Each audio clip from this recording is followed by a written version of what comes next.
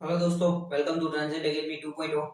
तो friends, transmission distribution ના જે લેક્ચરની આપણે સિરીઝ સ્ટાર્ટ કરી છે એમાં ચેપ્ટર નંબર 1 આપણે સ્ટાર્ટ કર્યું હતું। 5 લેક્ચર ઓલરેડી આપણે અપલોડ કરી દીધા છે। ઓકે ફ્રેન્ડ્સ, એ તમે ન જોયા હોય તો ડિસ્ક્રિપ્શન ની અંદર લિંક આપેલી છે, એમાંથી તમે આગળના 5 લેક્ચર ટ્રાન્સમિશન ડિસ્ટ્રીબ્યુશન તમે ડિપ્લોમા સેમેસ્ટર 4 માં ભણતા હો તો એના માટે છે, તો તમે વ્યવસ્થિત રીતે ત્યાંથી લેક્ચર 1 બાય 1 જોતા જાઓ અને નોટ્સ બનાવતા જાઓ। હવે આ વિડિયોની અંદર આપણે એક સરસ મજાનો ટોપિકની ચર્ચા કરશું જે તમારે આગળ એન્જિનિયરિંગ અને ઘણી જગ્યાએ કામ આવવાનો છે। ઓકે ફ્રેન્ડ્સ, તો આ વિડિયોમાં આપણે વાત કરશું સિસ્ટમ વોલ્ટેજ અને પાવર ફેક્ટરની અસર વિશે। ઓકે, તમારું transmission distribution chapter number 1 transmission line કોમ્પોનન્ટની અંદર જ છે, બરાબર। સિસ્ટમ વોલ્ટેજ અને પાવર ફેક્ટરની અસર, તો કે સિસ્ટમના વોલ્ટેજ અને પાવર ફેક્ટરમાં ફેરફાર થવાથી શું ફેરફાર થાય છે, આપણે ટ્રાન્સમિશન લાઇનની ડિઝાઇનમાં અથવા અહીંયા તમને 3 પોઈન્ટ આપેલા છે એની અંદર શું ફેરફાર થાય છે એ આપણે ખાસ જોવાનું છે।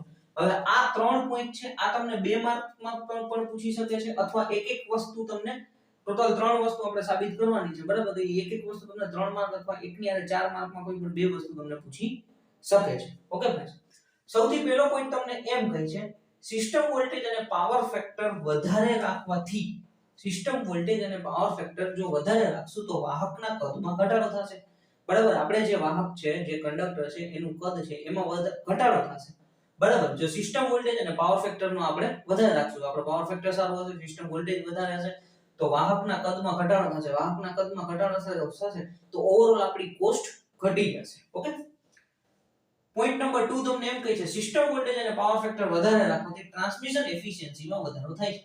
જો સિસ્ટમના વોલ્ટેજ અને પાવર ફેક્ટરમાં વધારો હશે, મતલબ વધારે રાખવાથી ટ્રાન્સમિશનની એફિશિયન્સી વધી જાય છે, બરાબર, અથવા ટ્રાન્સમિશનની એફિશિયન્સીમાં વધારો થાય છે। આ બધી જ વસ્તુ આપણે સાબિત કરવાની છે, બરાબર। આ 3 પોઈન્ટ છે, આ 3 પોઈન્ટને તમારે યાદ રાખવાના છે। એ 3 પોઈન્ટ પછી 1 બાય 1 ત્રણે ત્રણ વસ્તુ જે આપણે લખીલી છે એને એક વાર તમારે સાબિત કરતું જવાનું છે। ઓકે ફ્રેન્ડ્સ, ત્રીજો પોઈન્ટ છે સિસ્ટમ વોલ્ટેજમાં વધારો થવાથી પર્સન્ટેજ લાઇન ડ્રોપમાં ઘટાડો થાય છે। સિસ્ટમ વોલ્ટેજ આપણે વધારે રાખશું એટલે પર્સન્ટેજ લાઇન ડ્રોપ છે એમાં ઘટાડો થાય છે, એટલે કે વોલ્ટેજ રેગ્યુલેશન સુધરે છે, આપણને વોલ્ટેજ રેગ્યુલેશન સારું મળે છે, બરાબર। ઓવરઓલ અહીંયા તમને પોઈન્ટ એ સમજાવવા માંગે છે તમે સિસ્ટમ વોલ્ટેજ અને પાવર ફેક્ટર જો આપણે વધારે રાખશું તો આપણને ઓવરઓલ ટ્રાન્સમિશન લાઇનની અંદર શું ફાયદો થાય છે એ આપણે આની અંદર જોવાનું છે, બરાબર। સૌથી પહેલા તમને એમ કીધું સિસ્ટમ વોલ્ટેજ અને પાવર ફેક્ટર વધારે રાખવાથી આપણને શું ફાયદો થશે, તો કે વાહકના કદમાં ઘટાડો થશે, બરાબર। વાહકનો એરિયા છે, કદ છે, એ વોલ્યુમ છે એનું ઓછું થઈ જશે।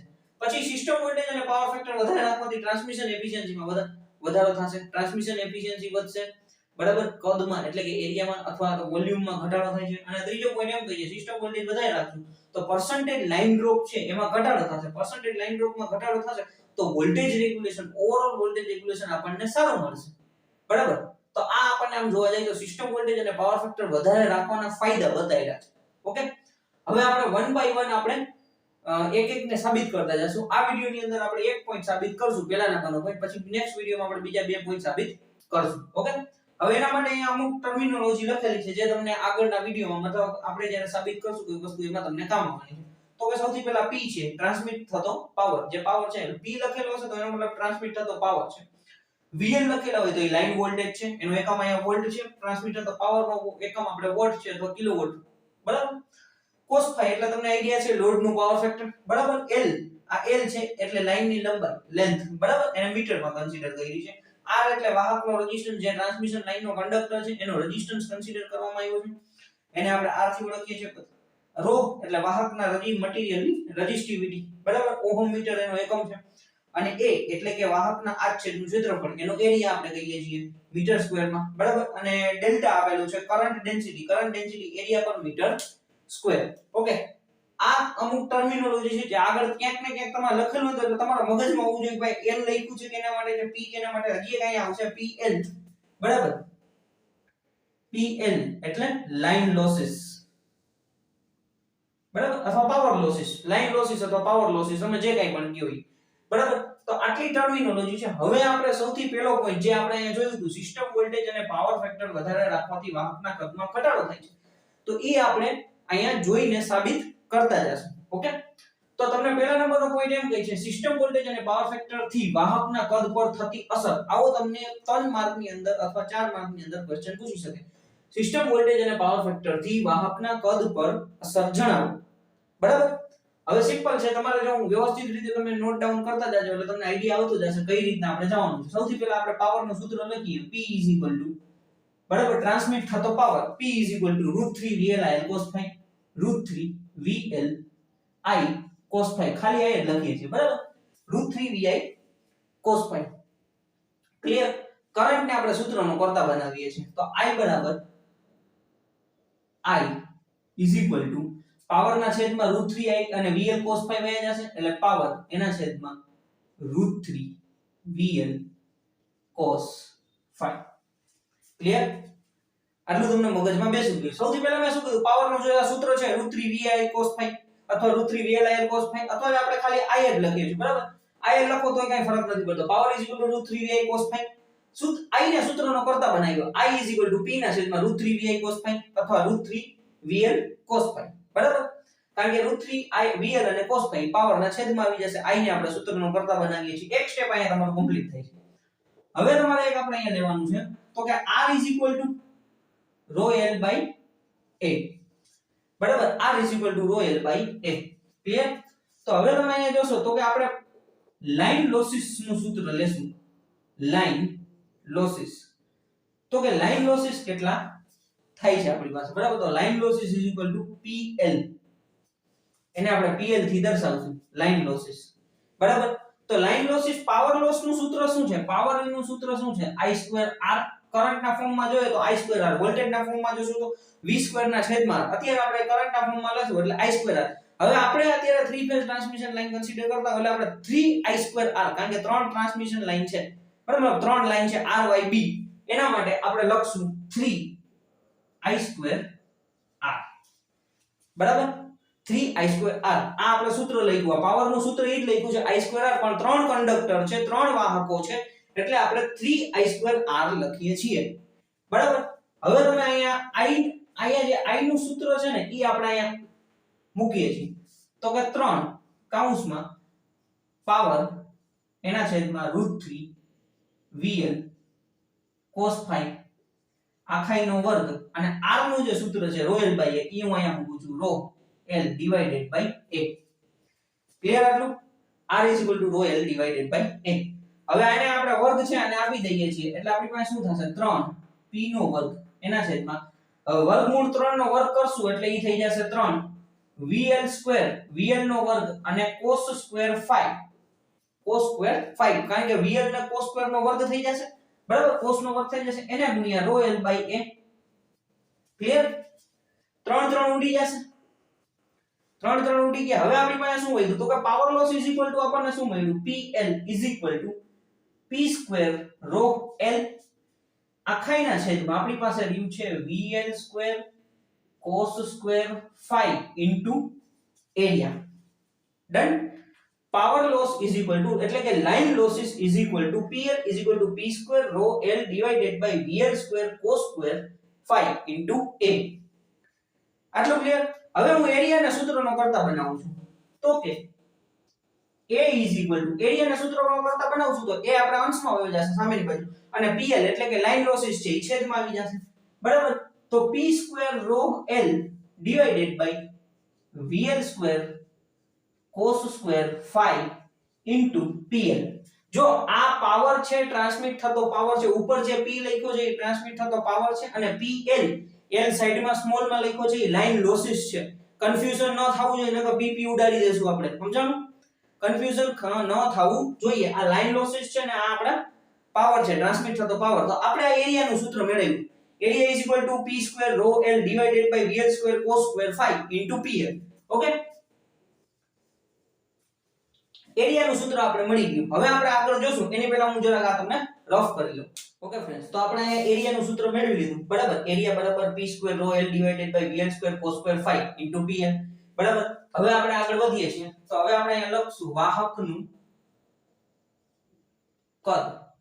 ઇંગ્લિશમાં લખવું હોય તો વાહકનું વોલ્યુમ અથવા કંડક્ટરનું વોલ્યુમ બરાબર. Conductors volume. તો વાહકનું કદ કેટલું થશે તો કે એરિયા મતલબ વોલ્યુમનું સૂત્ર શું છે તો કે લખશું આપણે 3AL બરાબર. 3 એટલે કે આપણી પાસે 3 કંડક્ટર છે એટલે 3 લખશું. એરિયા ઇન્ટુ લેન્થ બરાબર. એરિયા ઇન્ટુ લેન્થ એટલે વાહકનું કદનું સૂત્ર મળશે. જો ખરેખર A * L છે પણ 3 કંડક્ટર છે એટલે આપણે 3AL લખીએ છીએ. ઓકે, હવે 3AL છે તો A નું સૂત્ર A જે છે એનું સૂત્ર જે આપણે મેળવ્યું એ આપણે એડ કરીએ. 3 એને ગુણ્યા એરિયા બરાબર શું છે તો કે p² ρ L divided by VL² cos² phi into PL બરાબર into L.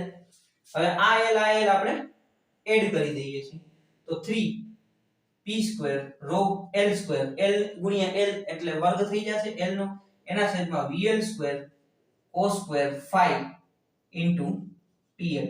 તો આ આપણને વોલ્યુમ નું સૂત્ર મળ્યું 3p² ρ L² divided by VL² cos² phi into PL. Okay friends, હવે આની અંદર તમે જોશો તો આની અંદર તમને એટલો આઈડિયા મળશે કે વોલ્યુમ છે બરાબર, વોલ્યુમ વાહકનું કદ છે એની અંદર જો આપણે એવું ધારીએ કે પાવર પછી ρ પછી L અને પાવર લોસ આ બધું કેવા છે અચળ છે એટલે કે કોન્સ્ટન્ટ, આપણે એવું માનીને હાલીએ છીએ કોન્સ્ટન્ટ છે બરાબર.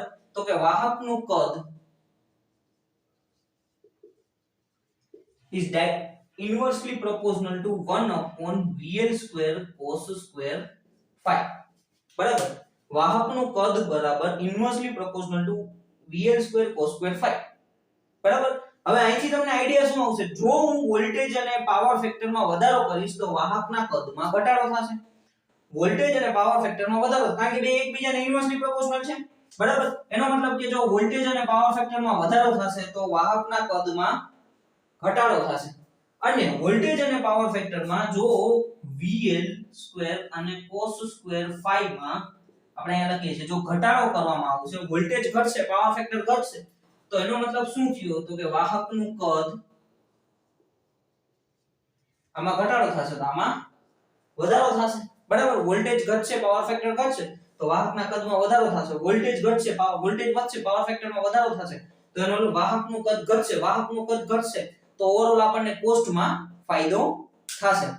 ઓકે ફ્રેન્ડ્સ, તો આ રીતના આપણે પહેલા નંબરનો પોઈન્ટ સાબિત કર્યો સિસ્ટમ વોલ્ટેજ અને પાવર ફેક્ટરની વાહકના કદ ઉપર અસર.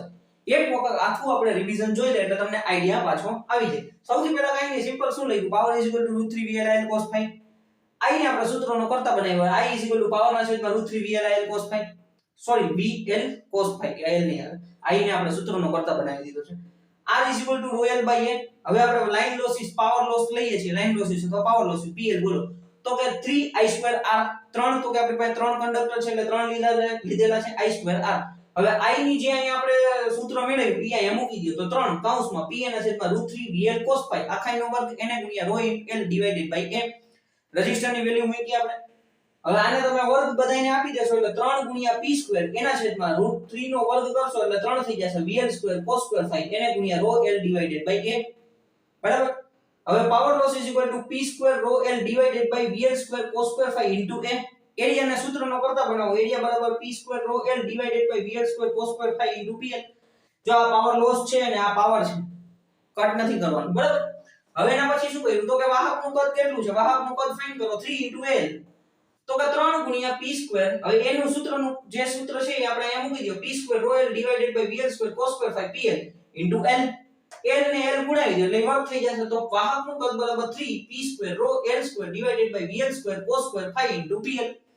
હવે જો આ બધી વસ્તુઓને આપણે અમુક જે પાવર છે ρ છે L છે એ બધું આપણે કોન્સ્ટન્ટ અચળ ગણતરી કરી લઈએ છીએ તો વાહકનું કદ મતલબ કે volume ઇન્વર્સલી proportional two VL² cos². આ તમને ઇન્ટરવ્યુમાં પણ ક્વેશ્ચન પૂછી શકે, વાઇવામાં પૂછી શકે, એક MCQ માં પણ પૂછી શકે અને તમારે સૂત્ર સાબિત કરવાનું પણ આવે છે બરાબર. તો વાહકનું કદ ઇન્વર્સલી proportional two VL² cos² phi એનો મતલબ વોલ્ટેજ અને પાવર ફેક્ટરમાં વધારો થશે તો વાહકના કદમાં ઘટાડો થશે, વોલ્ટેજ અને પાવર ફેક્ટરમાં ઘટાડો થશે તો વાહકના કદમાં વધારો થશે. ઓકે ફ્રેન્ડ્સ, તો આ રીતના આખું તમે એક પોઈન્ટ તમને 3 થી 4 માર્કમાં પૂછી શકે છે. ઓકે, વ્યવસ્થિત રીતે તમને સમજાવવાનું હશે, તમારે આનો સ્ક્રીનશોટ લેવો હોય તો તમે વ્યવસ્થિત રીતે સ્ક્રીનશોટ લઈ લો. વિડિયોની સાથે સાથે નોટ્સ બનાવતા જાજો, એક બે ફેરે આને તમે લખશો એટલે તમને વ્યવસ્થિત રીતે સમજાતું જશે બરાબર. અથવા તમને વિડિયો આમાં કંઈ ન સમજાણું હોય તો તમે નીચે કમેન્ટ કરી શકો છો. Okay, thank you for watching this video friends. Like કરો, શેર કરો, સબસ્ક્રાઇબ કરો ટ્રાન્ઝેક્ટ.